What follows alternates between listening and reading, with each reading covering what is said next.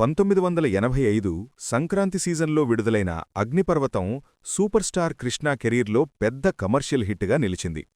K. Raghavendra Rao దర్శకత్వంలో తెరకెక్కిన ఈ యాక్షన్ ఎంటర్టైనర్ జనవరి 11, 1985న సంక్రాంతి కానుకగా విడుదలై బాక్సాఫీస్ వద్ద దూసుకెళ్గింది.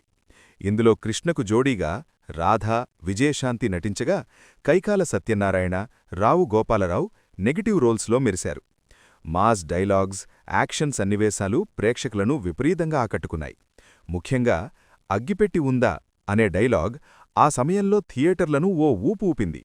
సినిమా 8 సెంటర్లలో 125 రోజులు ప్రదర్శించబడింది. ఈ విజయంతో కృష్ణకు ఆ టైంలో భారీ హిట్ సినిమాగా నిలిచింది. అలాగే అదే రోజున విడుదలైన చట్టంతో పోరాటంలో చిరంజీవి హీరోగా నటించారు. కె. బాపయ్య దర్శకత్వంలో తెరకెక్కిన ఈ యాక్షన్ మూవీపై మంచి అంచనాలున్నప్పటికీ అగ్నిపర్వతం ప్రభంజనం ముందు అది కేవలం యావరేజ్గా మాత్రమే నిలిచింది. తర్వాత 2 వారాల గ్యాప్తో విడుదలైన ఆత్మబలంలో నందమూరి బాలకృష్ణ హీరోగా నటించినా ప్రేక్షకులను ఆకట్టుకోలేక డిజాస్టర్గా మారింది. రొమాంటిక్ మ్యూజిక్ థ్రిల్లర్గా వచ్చిన ఈ సినిమా అగ్నిపర్వతం జోరు నడుస్తుండగా పూర్తిగా తారాస్థాయిలో నష్టపోయింది.